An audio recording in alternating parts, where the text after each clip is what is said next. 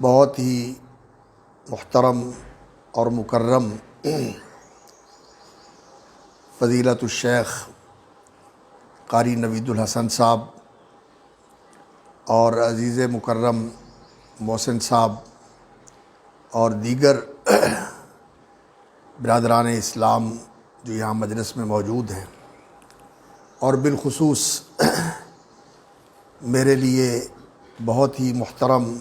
اور مکرم عفت مآب اسلامی بہنیں، میری مائیں اور میری بیٹیاں جو اس اسلامی مرکز کے اندر تشریف لائی ہیں، اس علم اور ذکر کی مجلس میں شامل ہونے کے لیے۔ علم وہ جس سے اللہ کی معرفت اور اللہ رب العزت کی طرف انسان کو جھکاؤ اور انابت نصیب ہو، وہ علم جس کے ذریعے انسان کو رسول اللہ صلی اللہ علیہ وسلم کی ذات کا مقام اور مرتبہ معلوم ہو اور ان کے ساتھ قلبی محبت، خلوص اور مودت میں اضافہ ہو، اور وہ علم جس سے انسان کو اپنی شخصیت اور حیثیت کا علم ہو کہ میں کیا ہوں اور میری ذمہ داری کیا ہے، میرے لیے راستہ کیا ہے، میری منزل کیا ہے، میرے مسائل کیا ہیں، اور انسان کو اپنی زندگی کی حقیقت معلوم ہو کہ یہ زندگی جو اس وقت ہم گزار رہے ہیں، اس زندگی کا مقصد کیا ہے، اس میں جو حالات انسان کو پیش آتے ہیں، ان حالات کا پس منظر کیا ہے، اور انسان کی اصل زندگی کون سی ہے جس زندگی کے لیے انسان نے تیاری کرنی ہے۔ یہ علم حقیقت میں وہ علم ہے جو دین نے عطا کیا ہے، دین کے ذریعے اللہ رب العزت نے انسانوں کو سکھایا ہے، اور اللہ رب العزت نے یہی علم سکھانے کے لیے انبیاء علیہم السلام کو مبعوث فرمایا ہے، اور انبیاء علیہم السلام کے سلسلے کی تکمیل پر، اور اس سلسلے کو اللہ رب العزت نے حضرت سیدنا مولانا محمد الرسول اللہ صلی اللہ علیہ وسلم کو مبعوث فرما کر مکمل فرما کے آئندہ کے لیے موقوف کر دیا، بند کر دیا کہ آپ کے بعد کوئی نبی اور رسول آنے والا نہیں ہے۔ سب سے افضل اور اکمل رسول اور اللہ رب العزت کے ہاں سب سے مقرب اور محبوب رسول محمد الرسول اللہ صلی اللہ علیہ وسلم آ چکے۔ پہلے آنے والے نبی ان کے آنے کی بشارت دیتے رہے، اور ان سے عہد لیا جاتا رہا کہ وہ آ جائے تو تم نے ان کے پیچھے ان کی پیروی کرنی ہے اور ان کی تصدیق و تائید کرنی ہے۔ جب وہ آ گئے تو پھر ان کے بعد کوئی آنے والا نہیں جو نبوت اور رسالت کا تاج سر پہ رکھ کے آئے، بلکہ رسول اکرم صلی اللہ علیہ وسلم کو اللہ رب العزت نے آنے والے سارے زمانوں کے لیے، سارے جہانوں اور سارے انسانوں کے لیے اپنا آخری نبی اور رسول بنا کر بھیجا، اور آپ صلی اللہ علیہ وسلم کے علم کو اللہ رب العزت نے محفوظ رکھا ہے۔ جو علم آپ صلی اللہ علیہ وسلم کو سکھایا تھا، جیسا کہ قرآن مجید میں اللہ رب العزت نے فرمایا وَأَنزَلَ اللَّهُ عَلَيْكَ الْكِتَابَ وَالْحِكْمَةَ وَعَلَّمَكَ مَا لَمْ تَكُنْ تَعْلَمْ، کہ اے میرے پیارے نبی، انزل اللہ علیک الکتاب والحکمہ، اللہ رب العزت نے آپ پر کتاب و حکمت یعنی قرآن و سنت، یہ قرآن مجید اور یہ احادیث نبویہ جو اللہ رب العزت نے رسول اکرم صلی اللہ علیہ وسلم کی طرف نازل فرمائیں اور آپ کو وحی فرمائیں، فرمایا یہ اللہ نے آپ پر اتاری ہیں۔ وَأَنزَلَ اللَّهُ عَلَيْكَ الْكِتَابَ وَالْحِكْمَةَ وَعَلَّمَكَ مَا لَمْ تَكُنْ تَعْلَمْ، اور آپ کو وہ سکھایا جو آپ نہیں جانتے تھے۔ اللہ رب العزت نے آپ صلی اللہ علیہ وسلم کو یہی دین کا علم سکھایا، اور یہ دین کا علم سکھا کر اللہ رب العزت نے رسول اکرم صلی اللہ علیہ وسلم پر جو احسان فرمایا اس کا اس طرح اظہار فرمایا وَكَانَ فَضْلُ اللَّهِ عَلَيْكَ عَظِيمًا، اور آپ پر اللہ کا بہت بڑا فضل ہے کہ اللہ نے آپ کو نبی اور رسول بنا کر، آپ پر کتاب و حکمت نازل فرما کر، آپ کو دین کا وہ علم سکھا کر اللہ رب العزت نے انسانیت کا امام، انسانیت کا معلم اور نبیوں کا قائد اور پوری آدم کی اولاد کا سردار بنا دیا ہے۔ یہ آپ پر اللہ رب العزت کا بہت بڑا فضل ہے۔ تو قابل احترام خواتین، میری اسلامی ماؤں بہنوں، یہ دین کا علم، یہ حقیقت ہے کہ اللہ رب العزت کا بہت بڑا انعام ہے، جس کے ساتھ اللہ تعالیٰ کسی کو نوازیں اور کسی کو اس علم سے بہرہ مند فرمائیں تو اس پر اللہ رب العزت کا فضل عظیم ہوتا ہے۔ تو یہ علم سیکھنا، یہ علم جاننا، اس لیے کہ انسان کی جہالت دور ہو اور انسان اندھیروں سے نکل کے روشنی میں آ جائے اور نادانیوں سے نکل کے علم و دانش کی دولت سے مالا مال ہو جائے، یہ ہر مسلمان کے لیے ضروری ہے، خواہ مرد ہو یا عورت ہو۔ رسول اکرم صلی اللہ علیہ وسلم نے فرمایا ہے، طلب العلم فریضۃ علی کل مسلم، علم سیکھنا اور علم حاصل کرنا ہر مسلمان پر فرض ہے، وہ مسلمان مرد ہو یا وہ مسلمان عورت ہو، ہر ایک پر فرض ہے کہ وہ دین کا علم سیکھے۔ اور رسول اکرم صلی اللہ علیہ وسلم نے فرمایا، من یرد اللہ بہ خیرا یفقہہ فی الدین، اللہ رب العزت جس کو خیر سے مالا مال فرمانا چاہتے ہیں،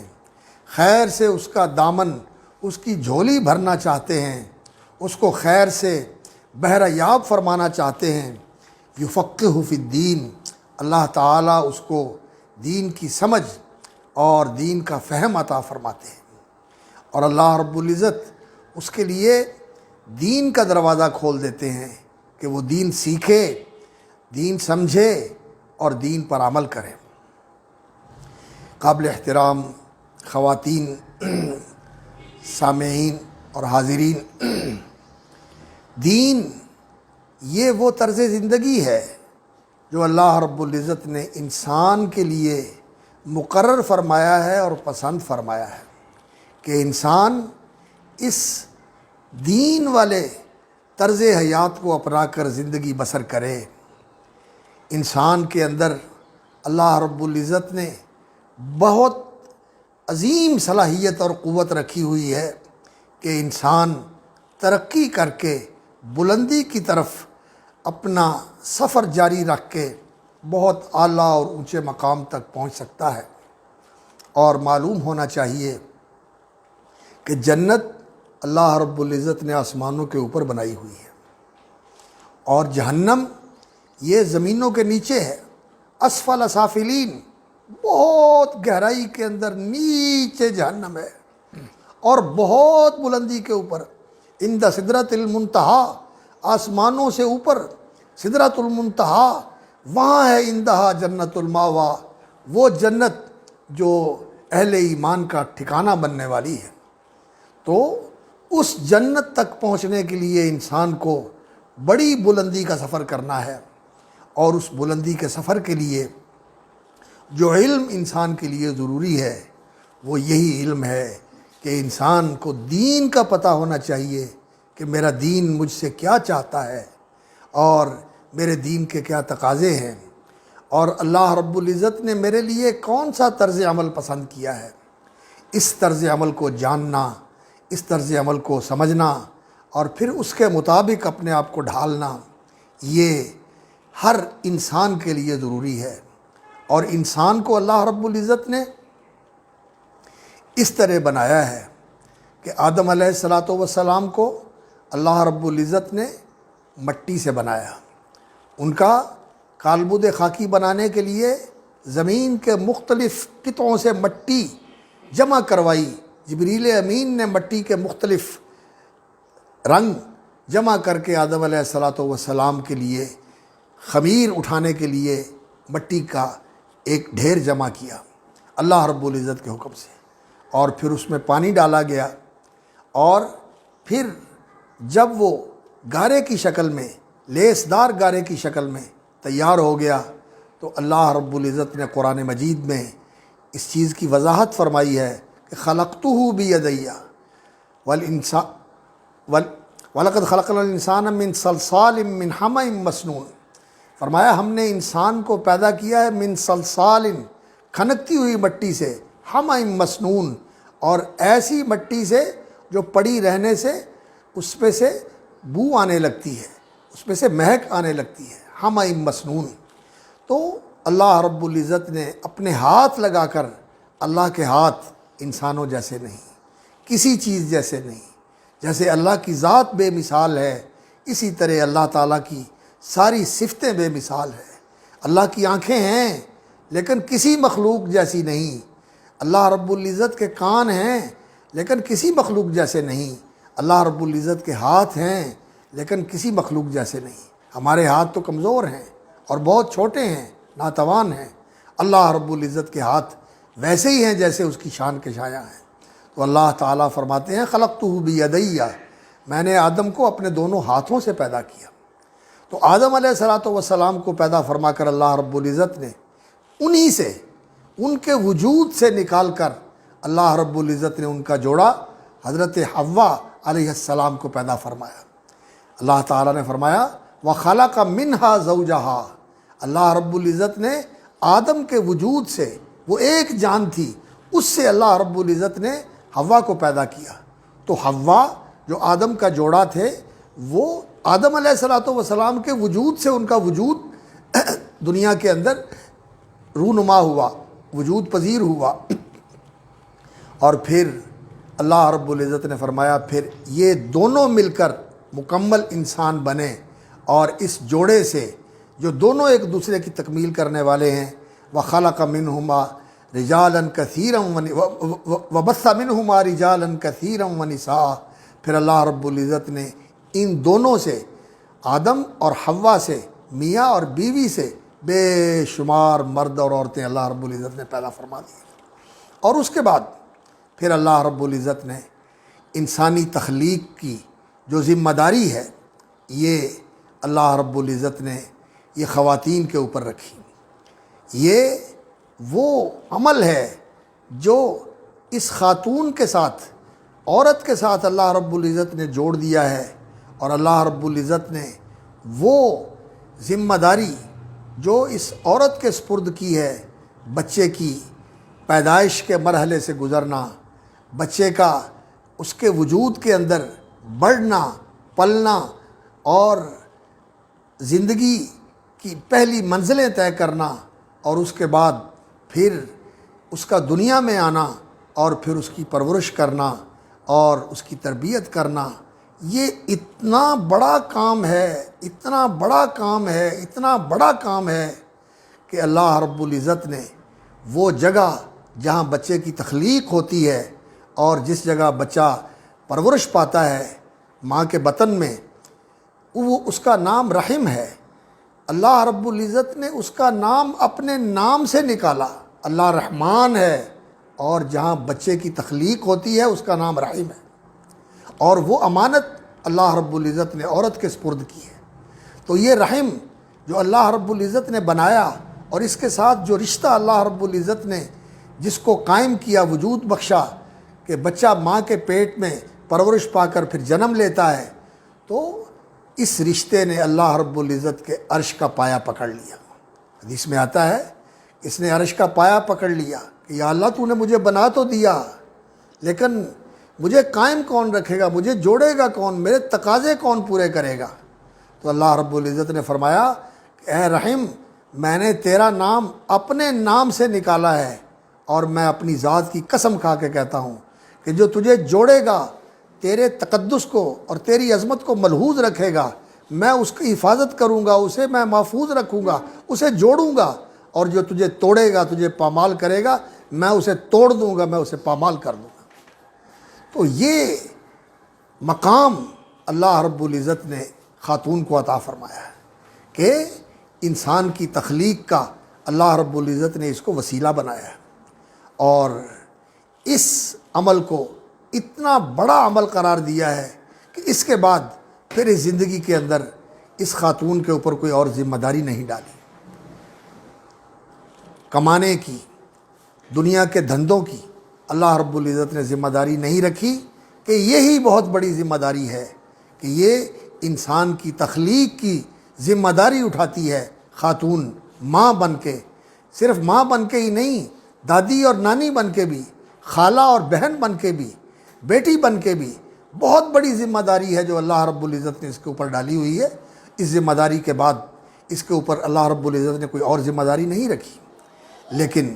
چونکہ یہ بھی انسان ہے اور مکمل انسان ہے، اور اس کا جوڑا مرد وہ بھی مکمل انسان ہے، اور یہ دونوں جوڑے جب آپس میں ملتے ہیں تو پھر ایک پوری انسانی اکائی وجود میں آتی ہے، جس انسانی اکائی سے انسانی معاشرہ وجود میں آتا ہے۔ پہلے گھر، گھر سے خاندان، اور خاندان سے پوری سوسائٹی یہ وجود میں آتی ہے۔ آج میری ماؤں اور میری بہنوں، شیطان کے پروپیگنڈے کا اور شیطانی ذرائع کا اس قدر غلبہ اور پھیلاؤ ہے، اور اس قدر پروپیگنڈا ہے کہ گھروں میں بیٹھے ہوئے لوگوں کے ذہن جو ہے وہ مسموم کر دیے گئے ہیں، اور انہیں اس راستے کے اوپر ڈال دیا گیا ہے جیسا کہ مرد اور عورت کے درمیان دشمنی ہو، کہ عورت یہ کہتی ہے مرد میرے ساتھ ظلم کرتا ہے، مرد یہ کہتے ہیں کہ عورتیں ہمارا حق نہیں مانتی۔ دونوں کو اللہ رب العزت نے حقوق دیے ہیں اور ان کا دائرہ کار متعین کیا ہے، اور ان دونوں کو ایک دوسرے کا متعاون اور ایک دوسرے کے ساتھ اللہ رب العزت نے اس طرح ہم آہنگ کر دیا ہے کہ ان دونوں کے توافق اور تفاہم کے ساتھ چلنے سے زندگی کی گاڑی چلتی ہے، اور زندگی کی راہیں آسان ہوتی ہیں، اور زندگی کا سفر خوشگوار ہوتا ہے۔ اور اگر آپس کے اندر تلخیاں ہوں اور دوریاں ہوں، اور کوئی کسی کو نیچے اور کسی کو پیچھے کرنے کی کوشش کرے، تو اس سے زندگی جو ہے تلخ ہو جاتی ہے، اور زندگی کے اندر اس طرح مسائل پیدا ہوتے ہیں کہ جیتے ہوئے انسان کی زندگی اجیرن ہو جاتی ہے، اور انسان کی زندگی عذاب کا گہوارہ بن جاتی ہے۔ زندگی کے عذاب، نفسیاتی بیماریاں اور ذہنی بیماریاں، گھروں کے اندر ناہمواریاں، اور گھروں کے اندر بے چینیاں اور بے قراریاں، اور پھر اس بے چینی اور بے قراری کی وجہ سے کہیں خودکشی ہو رہی ہے، اور کہیں کسی کے ساتھ زیادتی ہو رہی ہے، اور کسی کے ساتھ ظلم ہو رہا ہے۔ یہ جو بے راہ روی انسانوں کے اندر آ گئی ہے، یہ اس وجہ سے ہی آئی ہے، مردوں میں بھی ہے اور عورتوں میں بھی ہے، اور شیطان ہے جو اس پوری تحریک کے پیچھے ہے، اور شیطان کے ایجنٹ اور اس کے اعلی کار ہیں جو ان چیزوں کو بہت زیادہ وسیع پیمانے پر پھیلا کر گمراہ کرنے کی کوشش کرتے ہیں۔ تو اس دور کے اندر اپنے آپ کو بچانا، اپنے گھر کو بچانا، اپنی اولاد کو بچانا، اپنے عزیز و اقارب کو بچانا، یہ ہر مسلمان مرد اور عورت کا فرض ہے۔ رسول اکرم صلی اللہ علیہ وسلم نے فرمایا، کلکم راعٍ وکلکم مسئول عن رعیتہ، تم میں سے ہر شخص راعٍ ذمہ دار ہے۔ وہ ذمہ دار ہے جیسے بادشاہ ہوتا ہے، جیسے کسی شہر کا حاکم ہوتا ہے، جیسے کسی فیکٹری کا ڈائریکٹر ہوتا ہے، اسی طرح تم میں سے ہر ایک راعٍ ذمہ دار ہے، وہ محافظ ہے، وہ امین ہے، وہ اللہ کے ہاں جواب دہ ہے، ومسئول عن رعیتہ، اور اس سے پوچھا جائے گا اس کی رعیت کے بارے میں جو اس کی کفالت میں ہے، جو اس کے سامنے ہے۔ فرمایا الرجل راعٍ فی بیتہ، مرد اپنے گھر میں راعی ہے، اپنے گھر کا ذمہ دار ہے، اپنے گھر کا جواب دہ ہے، والمرأۃ راعیۃ فی بیت زوجہا، اور اسی طرح خاتون اپنے شوہر کے گھر میں ذمہ دار ہے۔ مرد سے بھی پوچھا جائے گا، عورت سے بھی پوچھا جائے گا۔ ہم نے اپنی ذات کا بھی جواب دینا ہے، اور اپنی اولاد کا بھی جواب دینا ہے، اور اپنے خاندان کا اور عزیز و اقارب کا بھی جواب دینا ہے۔ کیا جواب دینا ہے؟ کہ جو میری ذمہ داری تھی وہ میں نے پوری کی، جو میرا فرض تھا وہ میں نے ادا کیا، جو میرے اوپر حقوق تھے وہ میں نے پورے کیے۔ انسان نے اپنی ذات کی بھی ذمہ داری ادا کرنی ہے، اپنے آپ کو بھی انسان نے سدھارنا ہے، اور اپنے آپ کو بھی سنوارنا ہے، اور انسان نے اپنی اولاد کی بھی تربیت کرنی ہے۔ آج یہی سمجھا جاتا ہے کہ اولاد پیدا کرنے کے بعد ان کے لیے اچھا لباس، اچھی رہائش، اچھا کھانا، اور دنیاوی اچھی تعلیم یہ مہیا کر دی جائے تو ماں باپ سمجھتے ہیں کہ ہم نے اپنی ذمہ داری پوری کر دی۔ یقین جانیے یہ چیزیں بڑی اہم ہیں انسان کی زندگی کے اندر، کہ اس کو اچھا پہنایا جائے، اچھا کھلایا جائے، اچھی رہائش دی جائے، ماں باپ کا پیار اس کو ملے، اور اس کے بچپنے کے جو خواب ہیں وہ پورے کیے جائیں، اور اس کے جو ارمان ہیں اور اس کی جو خواہشات ہیں ان کو اچھے طریقے سے پورا کیا جائے۔ یہ بڑی اچھی بات ہے، اور ایسا کر دیا جائے تو بہت اچھا ہے اگر اللہ تعالیٰ وسائل دے تو۔ لیکن اصل چیز یہ ہے کہ جو انسان ہے اسے صحیح معنوں میں انسان بنایا جائے۔ تو انسان کون بنائے گا؟ انسان تو وہی بنائے گا جو خود انسان ہوگا،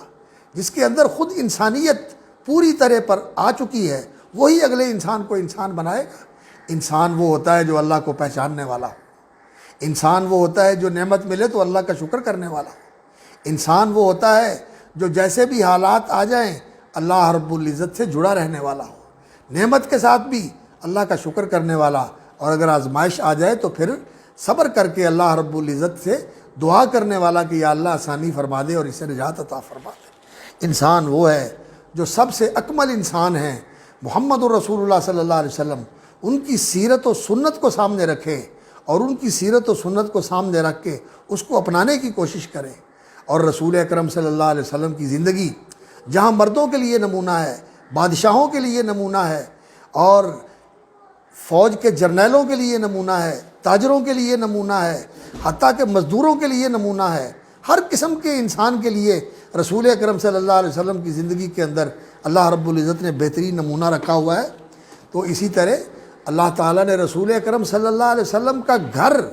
آپ صلی اللہ علیہ وسلم کا گھر، آپ کی ازواج مطہرات امہات المومنین، ان کو بھی نمونہ بنایا، اور ان کے ذریعے اللہ رب العزت نے پوری انسانیت کی جتنی خواتین ہیں ان کے لیے بھی نمونہ پیش کیا کہ ایک خاتون کے لیے کون سی زندگی آئیڈیل ہے، کون سی زندگی رول ماڈل ہے، کہ وہ اس زندگی کو سامنے رکھ کے اس کے مطابق اپنی زندگی بنانے کی کوشش کرے۔ تو رسول اکرم صلی اللہ علیہ وسلم کی ازواج مطہرات اور رسول اکرم صلی اللہ علیہ وسلم کی بنات طاہرات، آپ صلی اللہ علیہ وسلم کی بیٹیاں، اور آپ صلی اللہ علیہ وسلم کی صحابیات طیبات، وہ پاک باز خواتین صحابیات جنہوں نے رسول اکرم صلی اللہ علیہ وسلم پر ایمان لا کر پھر وہ مقام حاصل کیا کہ اللہ رب العزت نے ان سے بھی اپنی رضا کا اظہار فرمایا، اور جہاں صحابہ سابقون الاولون مہاجرین اور انصار اللہ رب العزت نے ان کو اپنی رضا کا سرٹیفکیٹ عطا فرمایا، اسی طرح اللہ رب العزت نے مہاجرات اور رسول اکرم صلی اللہ علیہ وسلم کی بنات طاہرات اور آپ کی ازواج مطہرات، ان کو بھی اللہ رب العزت نے اپنی رضا کے سرٹیفکیٹ عطا فرمائے، اور یہ ہمارے لیے نمونہ ہیں، یہ ہمارے لیے رول ماڈل ہیں۔ ہم نے ان کی زندگی کو سامنے رکھ کر اپنی زندگی کو ان خطوط پہ چلانا ہے، اور اس رنگ میں اور اس ڈھنگ میں ڈھالنا ہے جس ڈھنگ میں ان کی زندگی ڈھلی ہوئی تھی، اور وہ رنگ اپنی زندگی پر چڑھانا ہے جو ان کی زندگی کا رنگ تھا، اللہ کی محبت والا رنگ، اللہ کی معرفت والا رنگ، اللہ کی خشیت والا رنگ، اور اللہ رب العزت کی عبادت والا رنگ، رسول اکرم صلی اللہ علیہ وسلم کی سنت کے اتباع والا رنگ، اور جو رسول اکرم صلی اللہ علیہ وسلم کا حکم ہو اس کو صدق دل سے قبول کرنا، اور پھر دل کی رضا اور رغبت کے ساتھ اسے تسلیم کر کے اس پر عمل پیرا ہو جانا۔ یہ رنگ ہے ان خواتین کا جو رسول اکرم صلی اللہ علیہ وسلم کی زندگی کے اندر اللہ رب العزت نے آپ صلی اللہ علیہ وسلم کو نصیب فرمائیں۔ آپ کی ازواج مطہرات، آپ کی بنات طاہرات اور آپ کی صحابیات رضی اللہ تعالی عنہن وعن صحابت اجمعین، اللہ تعالیٰ ان سے راضی ہو، اور اللہ رب العزت میں ان کے نقش قدم پر چلنے کی توفیق عطا فرمائے۔ تو دین اور اسلام یہ اللہ رب العزت نے ہمارے لیے پسند فرمایا ہے اور ہمارے لیے مقرر فرمایا ہے۔ آج اس دین کو سیکھنا بہت ضروری ہے، اس لیے کہ دین سے دوری بہت زیادہ ہو گئی، اور رسم و رواج کی وجہ سے ہم دین سے دور ہو گئے۔ ہندوانہ رسمیں اور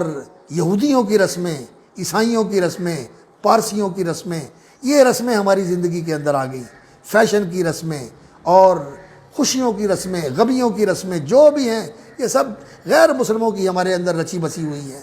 رسول اکرم صلی اللہ علیہ وسلم کی سنت نہیں ہے، رسول اکرم صلی اللہ علیہ وسلم کا طریقہ نہیں ہے، ان صحابیات کا طرز عمل نہیں ہے جو رسول اکرم صلی اللہ علیہ وسلم کے زمانے میں، جن کو اللہ رب العزت نے رسول اکرم صلی اللہ علیہ وسلم کی مصاحبت اور آپ صلی اللہ علیہ وسلم کی رفاقت کے شرف سے مشرف فرمایا تھا۔ ہمیں یہ جاننے کی ضرورت ہے کہ دین کیا ہے۔ اس کے لیے آپ کے پاس اللہ کا قرآن ہے، یہ قرآن رہنما کتاب ہے۔ قرآن کے الفاظ سیکھیے۔ عام طور پر جو گھروں میں قرآن پڑھا ہوا ہوتا ہے تو اس کے الفاظ صحیح نہیں ہوتے، تلفظ درست نہیں ہوتا۔ قرآن کا تلفظ صحیح کرنا ضروری ہے، تاکہ قرآن مجید اللہ کا کلام ہے، اس کا حق ہے کہ اس کے تلفظ، اس کی ادائیگی درست طریقے سے کی جائے۔ اور پھر عقائد کی اصلاح، اللہ کی معرفت، اللہ کا کیا حق ہے، اللہ کی توحید کے کیا تقاضے ہیں، اللہ کے بارے میں انسان کو کیا سوچ اور فکر رکھنی چاہیے، اللہ رب العزت کی عبادت کیسے کرنی ہے، اور اللہ رب العزت کا کیا حق ہے کہ ہر وقت اس کی رضا کو مطلوب رکھا جائے، اسے راضی رکھنے کی کوشش کی جائے، اس کی رضا کے اندر انسان ہر وقت سرگرم رہے۔ اور اللہ رب العزت نے جو انسان کے لیے حالات بنائے ہوئے ہیں، کبھی خوشی کے، کبھی غمی کے، کبھی وسعت کے، کبھی تنگی کے، کبھی مل رہا ہے اور کبھی تنگی آ گئی ہے نہیں مل رہا، کبھی ملا تھا چلا گیا ہے، اور کبھی اتنا آ گیا ہے کہ انسان نے کبھی سوچا بھی نہیں تھا۔ ان سارے حالات میں انسان نے کیا طرز عمل اختیار کرنا ہے، یہ ساری جاننے کی چیزیں ہیں۔ یہ دین ہے، یہ دین ہے، اور اس کو جاننا۔ پھر رسول اکرم صلی اللہ علیہ وسلم کے ساتھ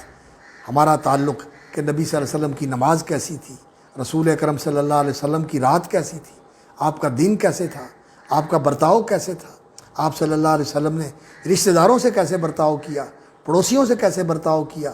ان لوگوں سے کیسے برتاؤ کیا جو رسول اکرم صلی اللہ علیہ وسلم کو تکلیف پہنچانے والے تھے، اذیت دینے والے تھے، ان کو نبی صلی اللہ علیہ وسلم نے کیسے معاف کیا، یہ ساری چیزیں جاننے کی ہیں۔ اور پھر خاص طور پر ازواج مطہرات جنہوں نے رسول اکرم صلی اللہ علیہ وسلم کے ساتھ زندگی گزاری، اور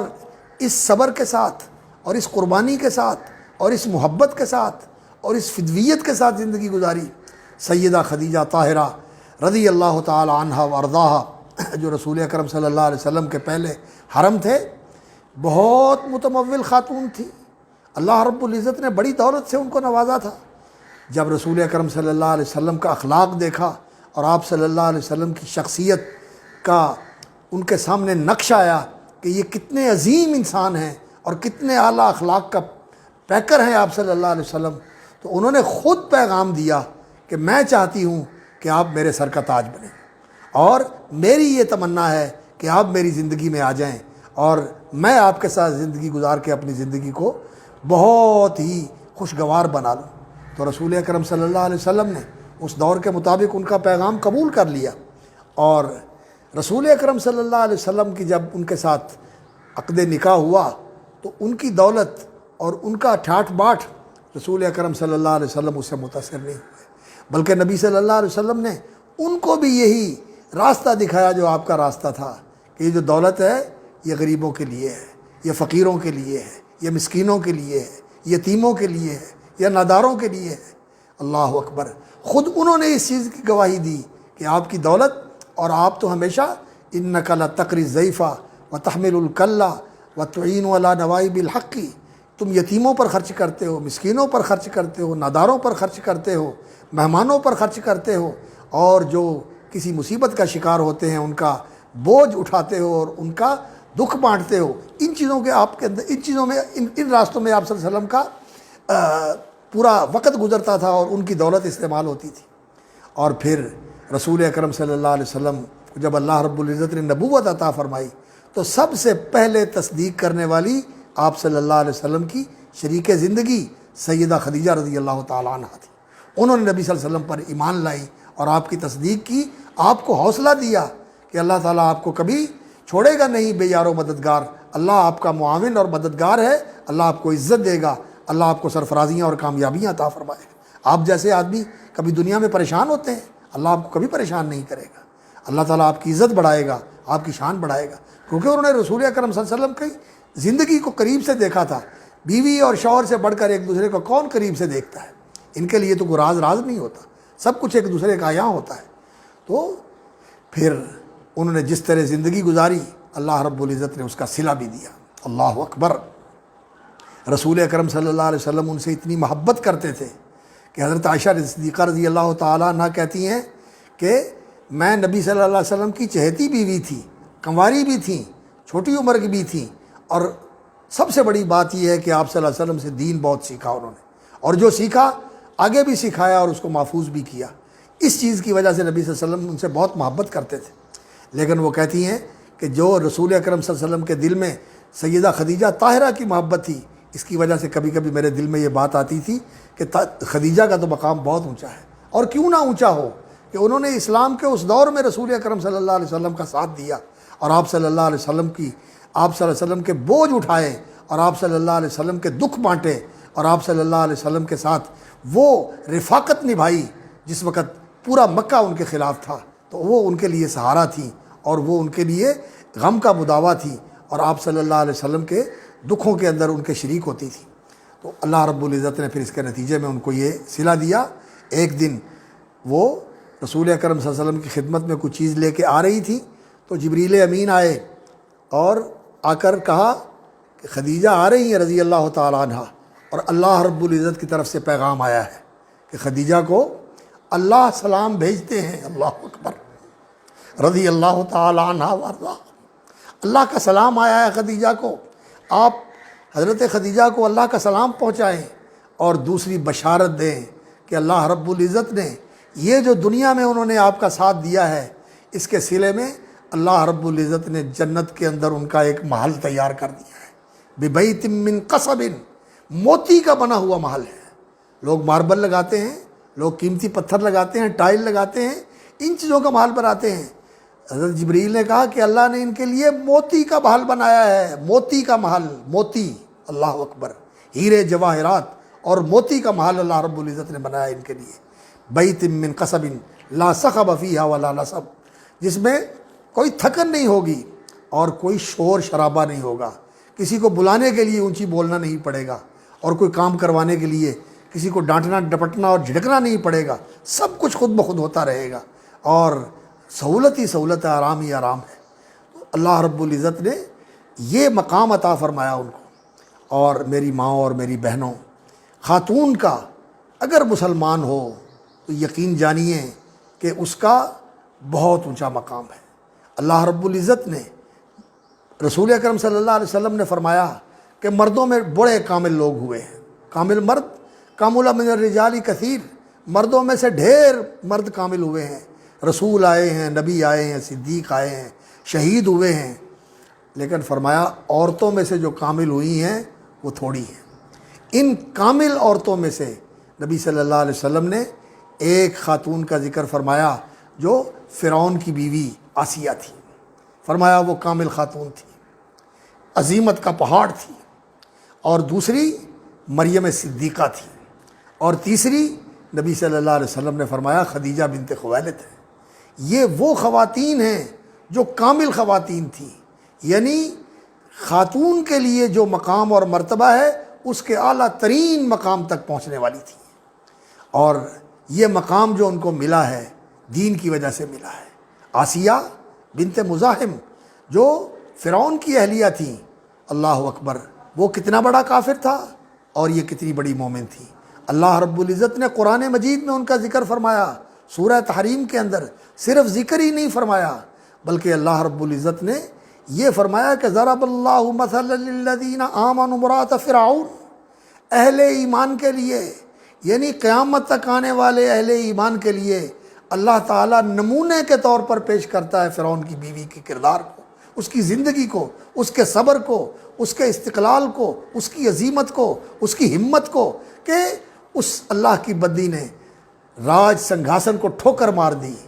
اور وہ ملک کی ملکہ تھی، اللہ کے لیے اس نے اس کو پاؤں کی ٹھوکر سے ٹکرا دیا اور عذاب والی زندگی قبول کر لی، اور اتنی بڑی قربانی دے کر اللہ سے درخواست کی رب ابن لی عندک بیتا فی الجنہ، اللہ میرا جنت میں گھر بنا دے۔ اور روایات میں آتا ہے کہ جنت میں اللہ نے گھر بنا دیا اور سارے پردے ہٹا کے اللہ نے وہ جنت کا گھر ان کی آنکھوں کے سامنے کر دیا۔ میخیں ٹھکی ہوئی ہیں اور اذیت دی جا رہی ہے، اور وہ اپنے گھر کو دیکھ کے مسکرا رہی ہیں کہ اللہ نے میرے لیے جنت کا گھر بنا دیا، یہ میرے لیے دے دیا۔ اللہ نے اس کو مثال کے طور پر بیان فرمایا۔ اور دوسری حضرت مریم صدیقہ رضی اللہ تعالی عنہ وعلیہ السلام، حضرت عیسیٰ علیہ السلام کی والدہ ماجدہ، ان کی عفت، ان کی پاک بازی اور ان کی عبادت اور ان کا قنوت، اللہ کی بندگی کے اندر ان کا ہر وقت سرگرم رہنا، یہ اللہ رب العزت نے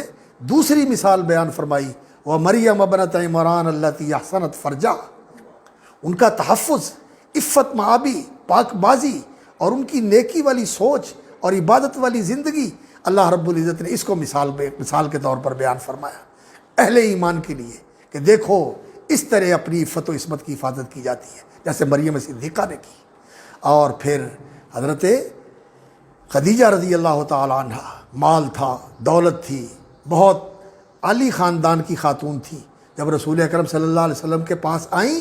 آپ کے عقد میں آئیں، آپ کے حبالہ عقد میں آئیں، تو اپنا سب کچھ آپ کی قدموں میں نچھاور کر دیا۔ پھر کبھی آپ کو یاد نہیں دلایا کہ میں یہ لے کے آئی ہوں، میں وہ لے کے آئی ہوں۔ اللہ اکبر، سب کچھ قربان کر دیا رسول اکرم صلی اللہ علیہ وسلم کی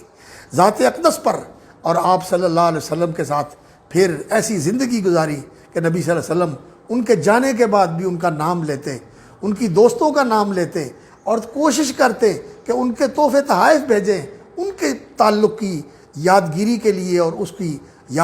یاد تازہ کرنے کے لیے ان کی دوستوں کو بھی یاد رکھتے، اور ان کا نام آ جاتا تو نبی صلی اللہ علیہ وسلم کی آنکھیں بھر آتی تھیں۔ آپ صلی اللہ علیہ وسلم نے بھی وفا کی انتہا کر دی اور انہوں نے بھی وفا کی انتہا کی۔ تو میری ماں اور بہنوں، یہ نمونے ہیں ہمارے لیے جن کو ہم نے اپنانا ہے، جن کو ہم نے اپنی زندگی کے اندر لے کے آنا ہے۔ آج باتیں ہیں، آج تقریریں ہیں، سننے سنانے کے لیے تو بہت کچھ ہوتا ہے، لیکن عمل میں دیکھنے کے لیے نکلیں تو سچی بات یہ ہے مایوسی ہوتی ہے۔ بہت اچھی تقریر کرنے والے، بڑی چاہت سے تقریر سننے والیاں اور سننے والے،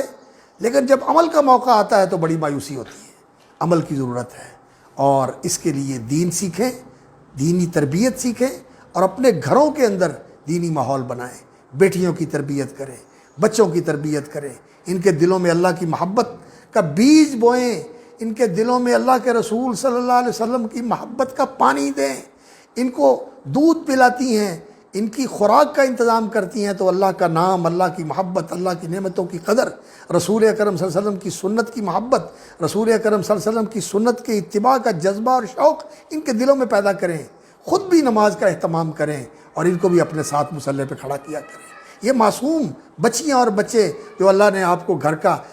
آپ کے گلشن کے پھول دیے ہیں، یہ کلیاں، یہ پھول جو آپ کے گلشن میں اللہ رب العزت نے کھلائے ہیں، ان کو اپنے ساتھ مصلی پہ کھڑا کیا کریں، یا آپ کے ساتھ کھڑی ہو کے دعا کریں، آپ کے ساتھ کھڑی ہو کے آپ کی دعا پر آمین کہیں، تو انشاءاللہ آپ کی دعا جلدی قبول ہوگی۔ ان کو نمازی بنائیں۔ آج ہمارے گھر بے نماز ہو گئے،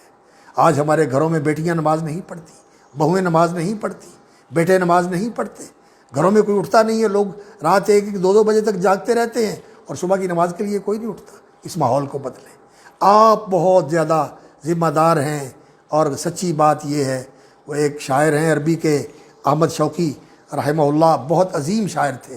کہتے ہیں الام مدرسۃ اذا اعددتها،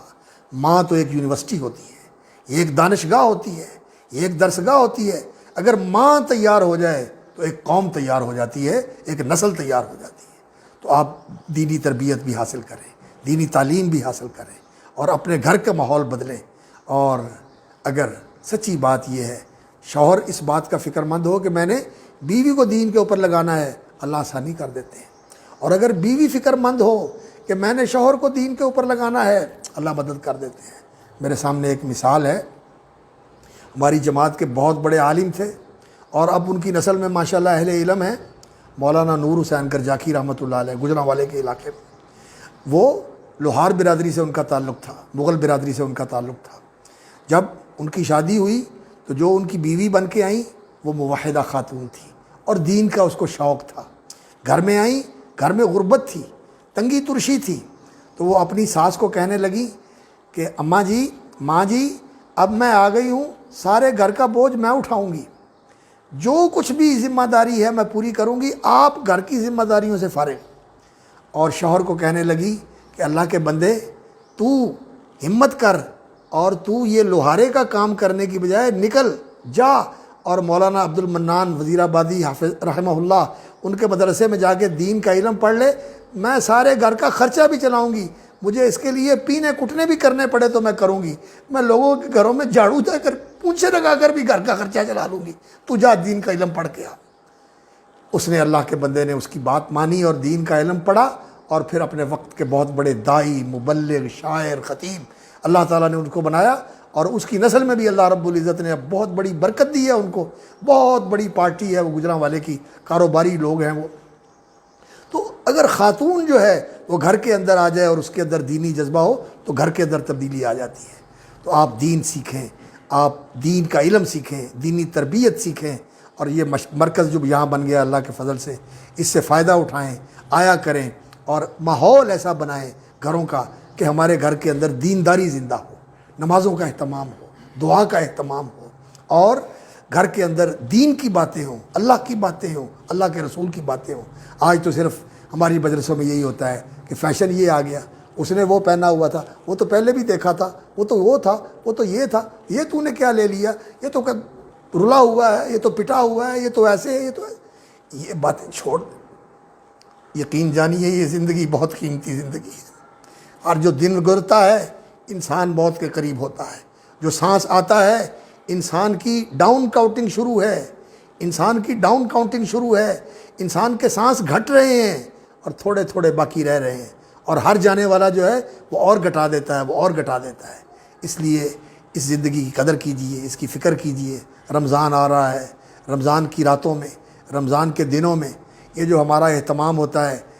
افطاری سے پہلے زور سے شروع ہو جاتا ہے افطاری کا، پھر افطاری ہو رہی ہے، پھر اس کے بعد مجلسیں لگی ہوئی ہیں، پھر اس کے بعد جاگ رہے ہیں، پھر سحری کھا کے سو گئے، نمازیں بھی پڑھتا نہیں ہوتی ہیں یا نہیں ہوتی۔ ان چیزوں کے اندر زیادہ دلچسپی نہیں لینی چاہیے۔ معمول کا آدمی کھانا کھا لے، سادہ کھانا کھا لے آدمی، اور سادہ سحری کر لے آدمی، لیکن زیادہ وقت قرآن کی تلاوت میں گزارے، دعا میں گزارے، عبادت میں گزارے۔ کتنے ہی لوگ تھے پچھلے رمضان میں چلے گئے، آج ان کی زندگی میں رمضان نہیں ہے۔ ان سے جا کے کوئی پوچھے رمضان کی حسرت، ان سے جا کے کوئی پوچھے کہ رمضان کتنا قیمتی ہے۔ ایک ایک سجدہ، رسول اکرم صلی اللہ علیہ وسلم ایک قبر کے پاس سے گزرے، فرمایا اس قبر والے سے پوچھے جا کے کوئی 2 سجدوں کی کتنی قیمت ہے، 2 سجدوں سے انسان اللہ کے کتنا قریب ہوتا ہے، اللہ رب العزت کا کتنا قرب ملتا ہے انسان کو۔ اس سے پوچھے جا کے یہ جو قبر میں پڑا ہوا ہے سجدہ نہیں کر سکتا، نماز نہیں پڑھ سکتا۔ آج ہمارے پاس وقت ہے، اس وقت کی قدر کیجیے، اس وقت سے فائدہ اٹھائیے، نمازوں کا اہتمام کیجیے۔ روزے رمضان میں چھوٹ جاتے ہیں، اللہ کی سنت ہے، یہ خواتین کے لیے مجبوری ہوتی ہے، پیدائش کے بعد اور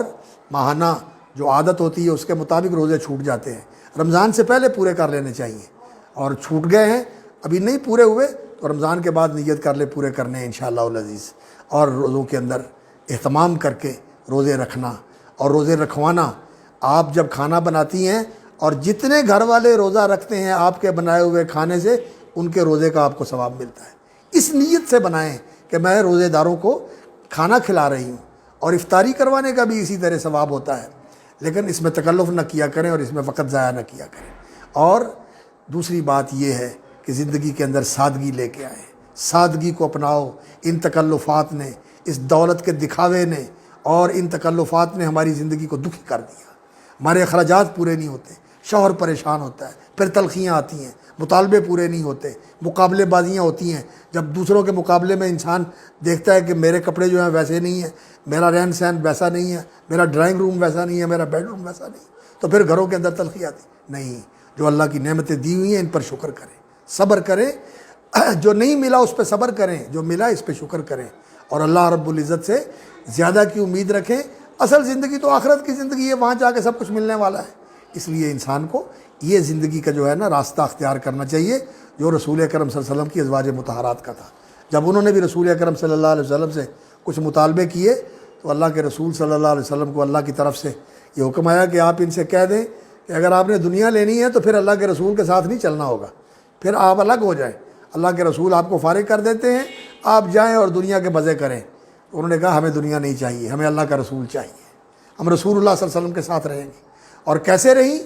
سیدہ عائشہ صدیقہ رضی اللہ تعالیٰ عنہ فرماتی ہیں کہ چاند نکلتا تھا، پھر چاند نکل جاتا تھا، پورا مہینہ گزر جاتا تھا، اور پھر چاند نکلتا تھا، پھر پورا مہینہ گزر جاتا تھا، اور ہمارے گھر میں نہ روٹی پکتی تھی نہ سالن پکتا تھا۔ پوچھا آپ کرتے کیا تھے؟ کہنے لگے ہم کھجوریں کھا لیتے تھے، یا کوئی سوکھی روٹی کھا لیتے تھے، یا اللہ بھلا کرے انصار کا وہ کوئی دودھ بھیج دیتے تھے اللہ کے رسول کے گھر میں، ہم وہ دودھ پی کر گزارا کر لیتے، بس یہ تھی ہماری زندگی۔ اس طرح کی زندگی انہوں نے گزاری، لیکن اللہ نے ان کو کیا مقام عطا فرمایا۔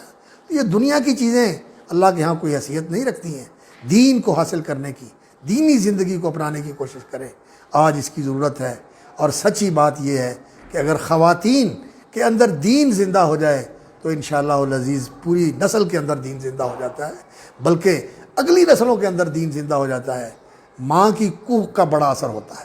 ماں کی کوکھ کا بڑا اثر ہوتا ہے۔ پاکیزہ کوکھ سے جو اولاد اور جو نسل جنم لیتی ہے وہ انشاءاللہ العزیز پھر راہ راست کے اوپر رہتی ہے۔ تو خواتین کی بہت بڑی ذمہ داری ہے، اور اللہ رب العزت کا یہ وعدہ ہے، جیسے میں نے آیت پڑھی، من عمل صالحا من ذکر او انثی وہو مؤمن، جو کوئی نیک عمل کرے، مرد ہو یا عورت ہو، مرد ہو یا عورت ہو، شوہر ہو یا بیوی ہو، کوئی ہو، من عمل صالحا من ذکر او انثی وہو مؤمن فلنحیینہ حیاتا طیبہ، فرمایا ہم ان کو بہترین زندگی دیں گے، بہترین زندگی جلائیں گے، ان کو بہترین زندگی کا گزران ان کو نصیب کریں گے۔ وَلَنَجْزِيَنَّهُمْ أَجْرَهُمْ بِأَحْسَنِ مَا كَانُوا يَعْمَلُونَ، اور ہم آخرت میں ان کو اجر دیں گے ان کے بہترین کیے ہوئے اعمال کے مطابق۔ یہ اللہ تعالیٰ کا اپنے بندوں اور اپنی بندیوں کے ساتھ کتنا فضل والا وعدہ ہے کہ انسان نے زندگی کا جو بہترین عمل کیا ہوا ہے نا، اللہ تعالیٰ اس کو نمونے کا بنا کر، معیار بنا کر، اسے نمونے کا سیمپل بنا کر اللہ رب العزت اس کے مطابق اجر عطا فرمائیں گے، اور جو کمی کوتاہی ہے اللہ تعالیٰ اس کو اپنی رحمت سے معاف فرما دیں گے۔ اور کافروں کے لیے اللہ رب العزت کا پھر یہ ہے کہ جو انہوں نے بدترین عمل کیا ہوا ہے اس کو معیار بنا کر اللہ رب العزت اس کے حساب سے پھر ان کو بدلا دے گا۔ وَلَنَجْزِيَنَّهُمْ أَسْوَأَ الَّذِي كَانُوا يَعْمَلُونَ، ان کے لیے اللہ کا یہ قانون ہے، اور اہل ایمان کے لیے اللہ رب العزت کا یہ قانون ہے کہ ان کے بہترین عمل کو اللہ تعالیٰ معیار بنا کر اس کے مطابق بدلا عطا فرمائیں گے۔ اور دوسری آیت جو میں نے آپ کے سامنے تلاوت کی سورہ آل عمران کی، فَاسْتَجَابَ لَهُمْ رَبُّهُمْ، اللہ تعالیٰ نے عقل مندوں کا تذکرہ فرمایا اور ان کی دعائیں ذکر فرمائیں۔ آپ بھی یہ رکوع جو ہے سورہ آل عمران چوتھے سپارے میں ختم ہو رہی ہے سورہ نساء سے پہلے، تو یہ صورت